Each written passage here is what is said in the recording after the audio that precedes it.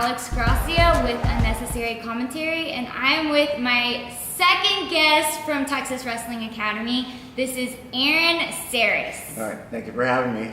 Of course. So why don't you give us a little brief bio about yourself when you started wrestling and what you've kind of done since then.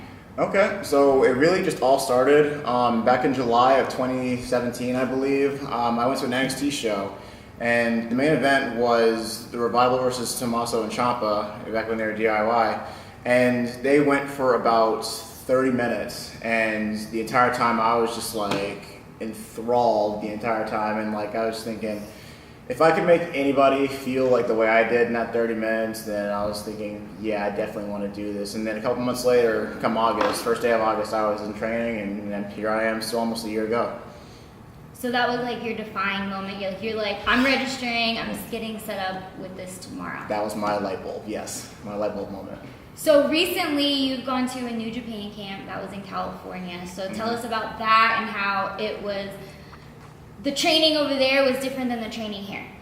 Well, when it comes to comparisons of training, if it wasn't for the training here, I probably would not have survived the New Japan camp, because the stuff we do in here, when a 105-degree gym, all the squats, all the push-ups and stuff like that too, I wouldn't have been able to do as well as I did in the camp, and I probably would not have been invited back without the training here. So I keep telling all the new guys that come in here to appreciate the training here, even though it sucks now and you're gonna be hurting in the morning and hurting, for the rest of the days that you're here. It will help you in the long run. It'll put you a leg up before anyone else.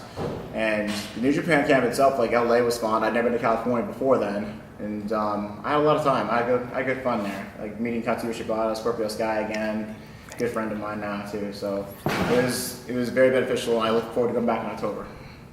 So exactly like what you said, like what we kind of do at Texas Wrestling Academy kind of set yourself up for success in the aspect of your cardio and your fitness. And I know like we've talked about it too. Like, I mean, since I've even started wrestling, since September, I've lost 20 to 30 pounds. And I didn't even think I was like that big to begin with, but I literally lost 20 to 30 pounds, and I know you've made a huge change also. Yeah, you remember me when I first started. I was pushing 270. And now I'm at 230. I still have a ways to go, though. I still need to, tail up a little bit. But, if I keep going at this, it'll be fine, too. But, yeah, it just falls off you once you start training, once you really put, to the grindstone with it, Mm-hmm.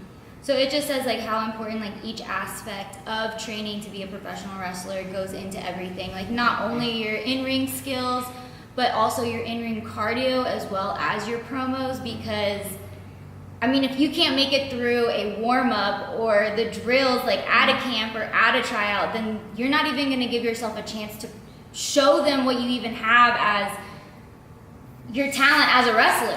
Yeah, a lot of people usually come in thinking it's going to be easy, that that wrestling is quote unquote fake and everything, and then when they actually get in the ring and actually train, they get a reality check very, very fast. And with that being said too, that's why the people come in here thinking the same thing.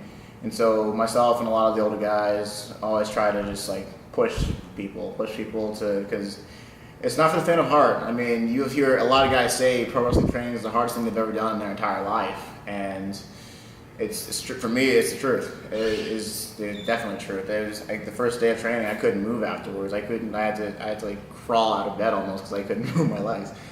So it was tough, but so far I kept coming through, and here I still am right here. Yeah, there's absolutely nothing you can do to prepare yourself for the type of physicality you go through at a wrestling school. So with that being said, what has been your favorite match thus far? Tell us a little bit. I know we both get excited about designing new gear. Mm-hmm. That's a lot of fun. I have 3 sets right now too. I got another set in just yesterday. And it's addictive. I have a problem. So it's worse than me. Yeah. In regards to my favorite match though, it probably has to be. I don't even really count it though, because we went to the Monster Factory. Me and a couple of the other guys. We went up there.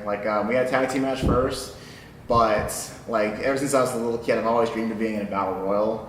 And with 3 years, everyone was in it once though. It wasn't a Royal Rumble where people would come in, everyone was starting the ring at once, and then as soon as the bell rings, everyone just starts fighting. And I felt like a little kid in there, just diving on people's bodies everywhere, just going around. It was insanity. It was organized chaos, and I got eliminated. I didn't win, but at the same time, it was just a good experience. It was a lot of fun. I would love to do it again. No, that's awesome. Well, he's getting invited. He got invited and is going back to the New Japan camp again later in what month? October. So maybe we can like check in then to see how everything has been. And yeah, thanks everyone for watching the second episode with